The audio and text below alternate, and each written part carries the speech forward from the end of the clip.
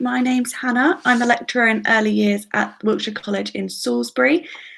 So I'll be telling you a little bit about what we offer today for our open event. I know it's a bit different to what we're used to, but bear with me. I'll give you all the information, and if you have any questions for me, there is a chat in the side, so you can pop any questions that you have in the chat and I will do my best to answer them.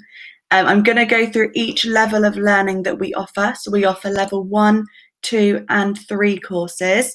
We're going to start with level 1. I'll tell you all about that. Then we'll move on to level 2 and then level 3. So we'll go through it like that so you can really see what we can offer you here at Wiltshire College. So starting then with, let me just move on, with level 1 courses. So we offer you the level 1 diploma in vocational studies in Salisbury. So that's a BTEC level 1 in vocational studies. There's lots of different units with this one. So we've got health and social care, children's play, learning and development, community-based activities, employability skills. It's extremely flexible and it can lead to lots of other vocational qualifications. It's a really good one if you're just not sure what you want to do. It's a really good one that can help you figure that one out. It gives you a lot of practical opportunities to demonstrate what you can do rather than theory. Theory can be a bit hard, a bit scary to kind of write down everything that you know. So the vocational level 1 really lets you showcase what you can do. And it has lots of transferable skills, very sector specific skills. So for example, I teach the children's play, learning and development units. We're doing a lot that they can then take on into settings if they did want to go and work in childcare. So it's a really nice one, and it also helps you to progress to further learning at a higher level. Lots of our level 1 students go on to do our level 2s. Whether that's in health and social care, whether that's in child's play, learning and development. There's so many options, and it's just a really nice introductory course that really can set you up. So looking at progression then from the level 1 course, the main purpose of it is to progress you onto the next level of study. You'll continue to do maths and English until you've achieved at the appropriate level for whatever the next course that you want to do is. So whether that's a grade 4, whether that's a grade 5, whatever the next level of study for you is, that's what will help you to achieve. In most cases, you will need to pass your maths and English to be able to go on to level 2 or whatever the next level of study is. So it's really important that if you do level 1, you do go to those maths and English sessions as well. So that's really, really important. It's very practical. So if you have been out of learning for a while and you really want to return to it, or you haven't really engaged with it and you really want to kind of give it a chance, it's a really nice course that means that you can do lots of practical learning. It's less kind of sitting there listening to me talk, kind of like how I'm doing now. It's a lot more practical. You can really consolidate that learning and you'll know exactly why you're learning those skills. It's very, very transparent. So that's our level 1. If you have any questions about level 1, please pop them in the chat. I'm going to pop on to level 2 and explain what that one is to you. So level 2, we offer the cash level 2 diploma for the early years practitioner. So that's the full title. So essentially it's a level 2 qualification and we offer it through cash. They are an exam board, so that's who we go with, and it's for the early years practitioner. At the end of the 1-year course, you will be a qualified level 2 early years practitioner. In a minute, we're going to look at what the exit route is and how you can use that. But it's equivalent to 1 GCSE and it's a 1-year course. So if we just have a look quickly at the entry requirements. So to be able to get onto this course, you need to do 4 GCSEs at grade D. So that's a level 5. You need to undertake English or maths. So if you didn't achieve your level 4 with level 2 with your GCSEs, you'll need to do that again when you're doing your level 2. You'll need a satisfactory school reference. So we'll ask your school for a reference for you to find out what you're like, and it would need to be satisfactory. So it would need to be that you attend your lessons and that you're nice to have in class, really. you will be going on placement with the level 2. So we'll be looking at any placement reports if you do have them. If you did work experience, and you've done a week work experience in year 10, that's fantastic. We'd love to have a look at that as well. And you would need to have a DBS clearance. So that is the police checks that we do. We're going to have a look at a little bit about the cost for that. Generally, it's covered by the college. There are a couple of exceptions where it's not, but for the most part, it's covered by the college. And all we ask is that you bring some ID in so we can do a police check just to make sure that there's nothing there that we need to be aware of. So that's the entry requirements for level 2. Going on then to the structure of level 2. So there's 14 units to do across the whole year. So they're all internally assessed, which means you have assignments. There are no exams with level 2, no exams at all. So they are all assignments. 13 of those 14 units are skills and knowledge based. So you might have to do a little report about a couple of the bits of learning, and the other part of it might be that I come out and see you on placement and you show me the skills that you've learned from that unit. That's what 13 of the units are about. So it'll be lots of me coming out and seeing you on placement, your placement letting me know how you're getting on, lots of communication there, you writing up witness statements that you've done. So you might have seen something on placement, you're going to be writing that up. For me, you're going to be writing up a daily diary about everything you've done on placement and really showing your skills through what you're actually doing on placement. And then one unit is knowledge based. So that one will solely be the written work, but that's only one unit, and it's just one that we can't really showcase through your skills. And with level 2, there's a minimum of 250 placement hours. So every week you'll have one full day a week at placement.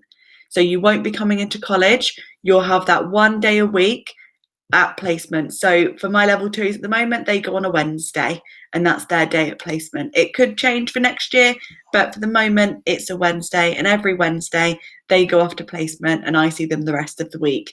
It just really helps bring up your hours and really consolidate that learning.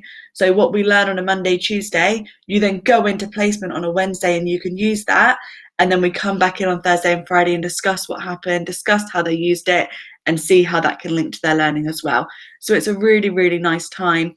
And there's also block weeks throughout the year. So for example, the level 2s, they've already been out on one block week so far this year. They went for the whole week at placement, Monday to Friday. And it's really, really good. They all really enjoy it. We hear such positive things about block weeks and placement. So that's something we do in level 2 and level 3. So when we get onto level 3, I'll explain how that looks for them because it's slightly different. But for level 2, it's the 250 placement hours, and that is met through your one day a week, every single week, and then the block weeks as well. So that is the structure of level 2. For the units, there's lots that we study. Here's just kind of an overview of some of them. So we look at safeguarding, protection and welfare of babies and young children. That one's really important, as I'm sure you can understand. Making sure that children are safe is the number one thing we do in early years. The second one, promoting play. That's a really fun unit. We really look at how children play, how we can provide activities. It's really, really good, really hands-on. We look at how we can support their development. We look at promoting positive behaviour. That one's always really interesting. We get lots of good reviews about that one. Everyone seems to really enjoy looking at how children's behaviour changes and how we can influence it to be positive. And then we look at special educational needs, which I know is really high interest in lots of students. So we do cover that unit, and we look at supporting planning and delivery of activities. It can be really hard if you've never worked with children to come into a setting and be expected to deliver an activity and you think, I have no idea how to do that. So it's a really nice one. So we can really look at how activities are planned, share lots of ideas, and really look at how those opportunities provide good things for children. So looking at the resources then for level 2, the recommended resource we say is the textbook. You can get it on Amazon or anywhere like that. It's really, really, really helpful. All of my level 2 students have it and they find it very useful. It has everything that we cover in there. So it's nice just to kind of consolidate your learning, or looking back at assignment time, you can look back and see what we covered. It's a really, really good resource. That's one that you'd need to be aware of if you were interested in the level 2 course. And progression then from level 2. So lots of our students do go on to do the level 3. Once they've done level 2, they do then go on and do our Child's Play Learning and Development BTEC National Extended Diploma, which I'm going to go over in a minute. But if you think at the end of level 2, I just want to get into practice, I want to get into settings, I want to kind of go into employment, there are lots of options for you. You could be a nursery practitioner. So myself, I used to manage settings and manage nurseries. I had lots of level 2 practitioners that worked with me who were absolutely brilliant. You can be a classroom assistant. That's quite a popular one as well. And you can be a preschool practitioner. There's also work-based learning and apprenticeships that you can go on to. So if you think, I'm done at college now, I've had my year of my level 2, I really want to get into employment, but I would like to do my level 3, you can then look into apprenticeships, which is where you work full-time and an assessor will come out and do your level 3 with you kind of on the side, but you do it through work-based learning. So you'd be at work 5 days a week, and then you have your assessor who comes out to see you and you contact them for all of your assignments and things. So it's just a different way of doing your level 3.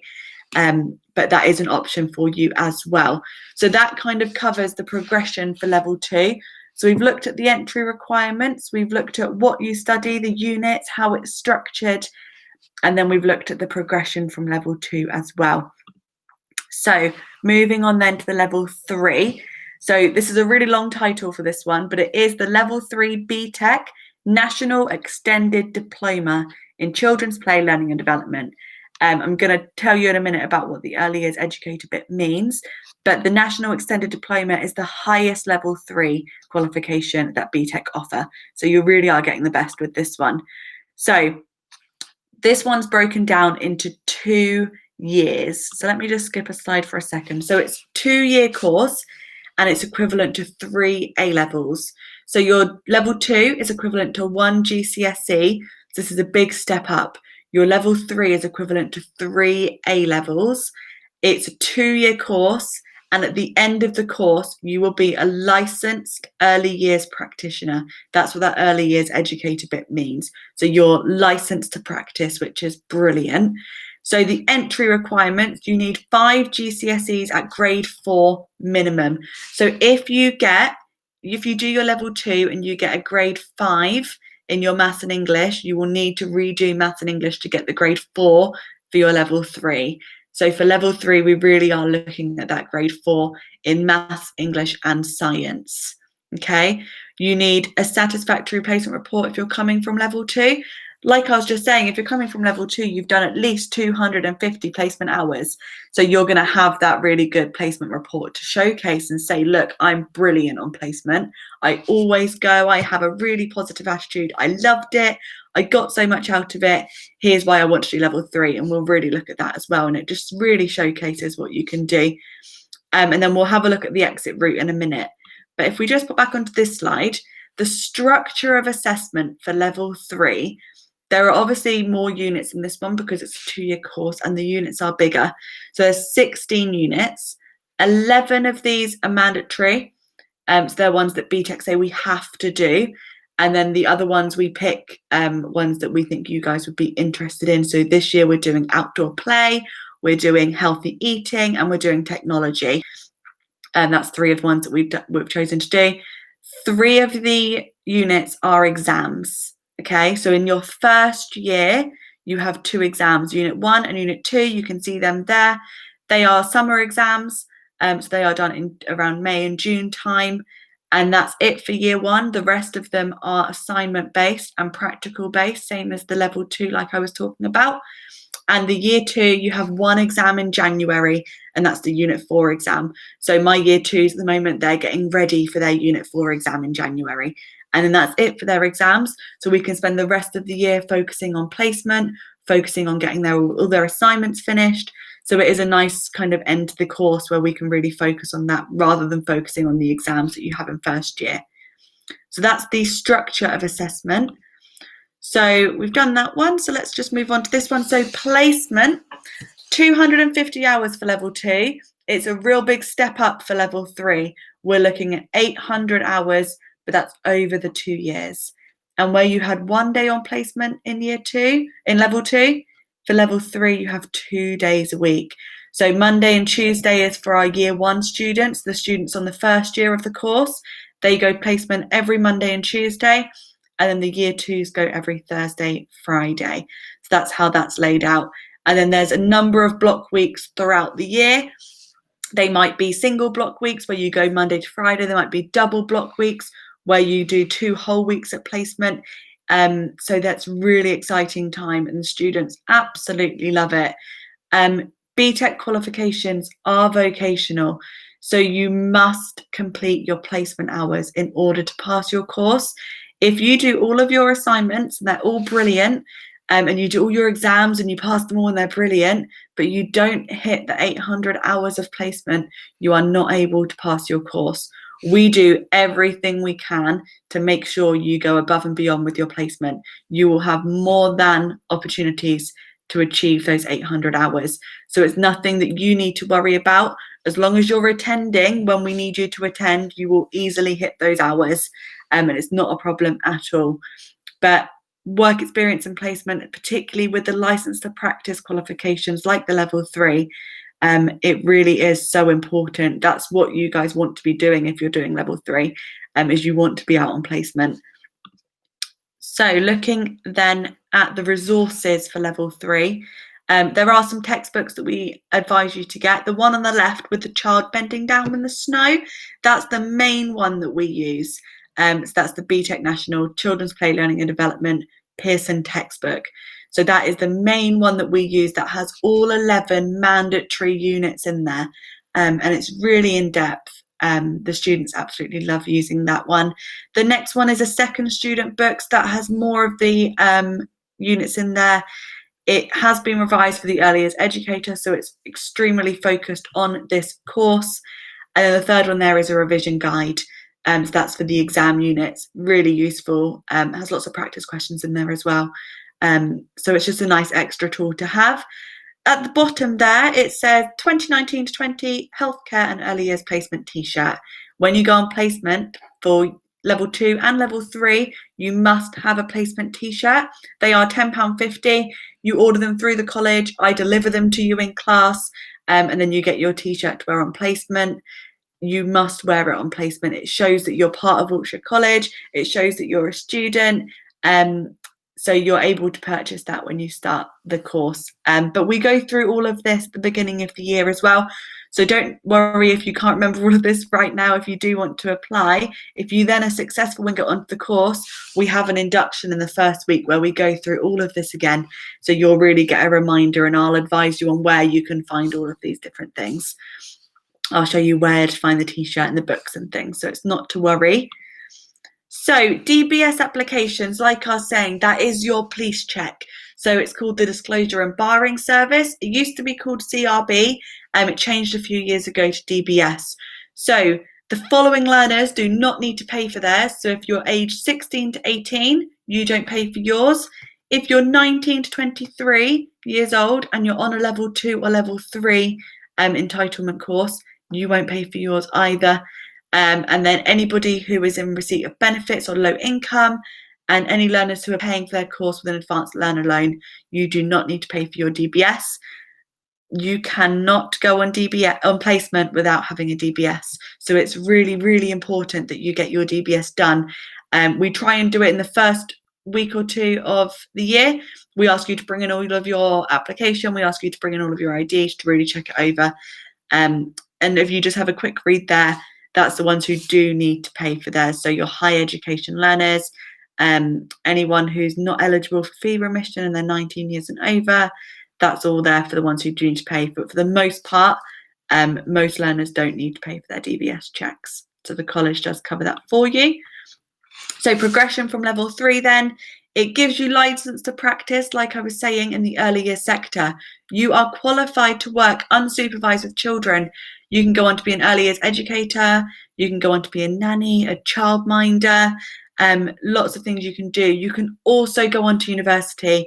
This course does carry UCAS points. It's the equivalent of 3 A-levels, so it is recognised by higher education providers. So you can go on to do special education, speech language therapy, primary education. Lots of our students go on to become teachers. You should always check entry requirements for degree programmes, of course, just to make sure that this is appropriate for that. But it's very, very good one if you do want to go on to university. So what will the course be like then? So with level 3, level 1 and level 2, this goes for all of them. So you have sessions of 1.5 hours with breaks of 15 minutes in there. So we do 9 till 10:30, and you have a 15-minute break in there as well. We then get 45-minute to hour lunch breaks.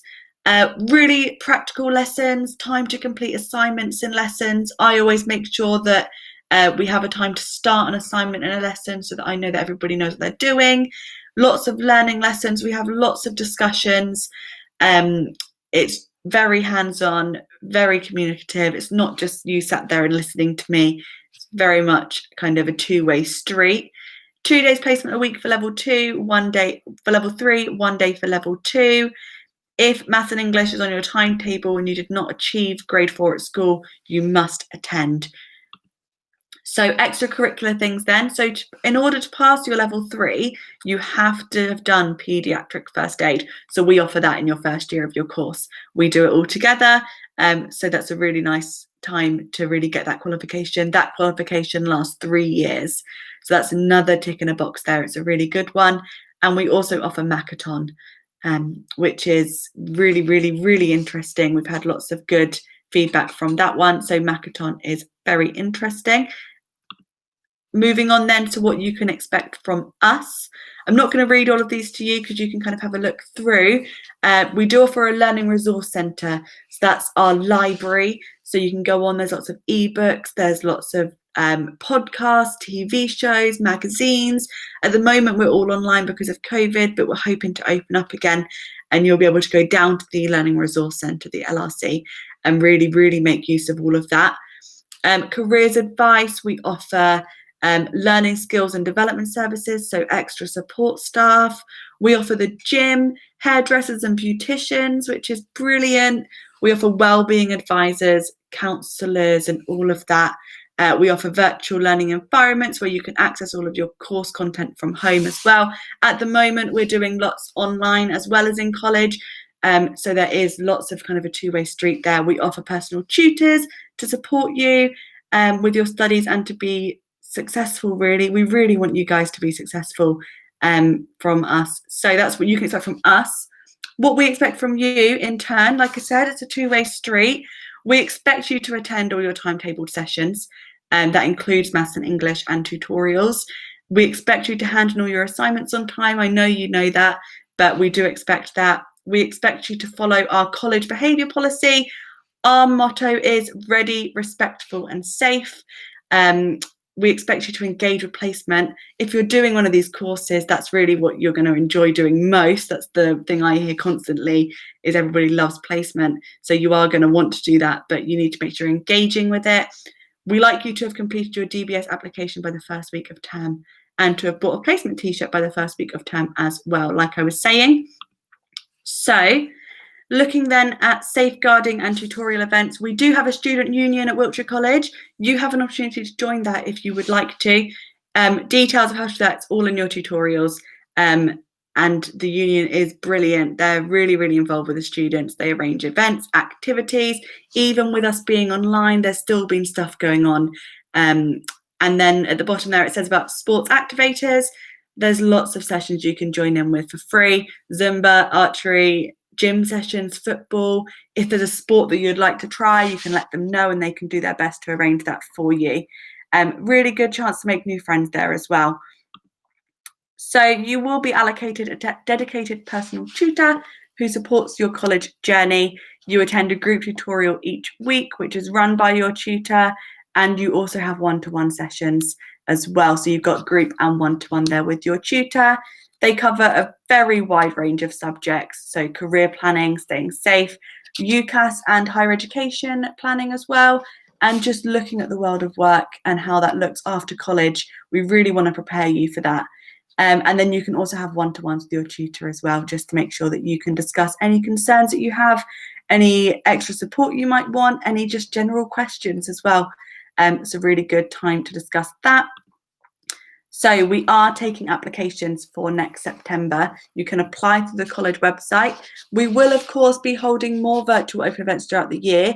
I'm hoping that we can make them in person in the near future, hopefully. But for now, we're sticking with virtual so that everybody's safe.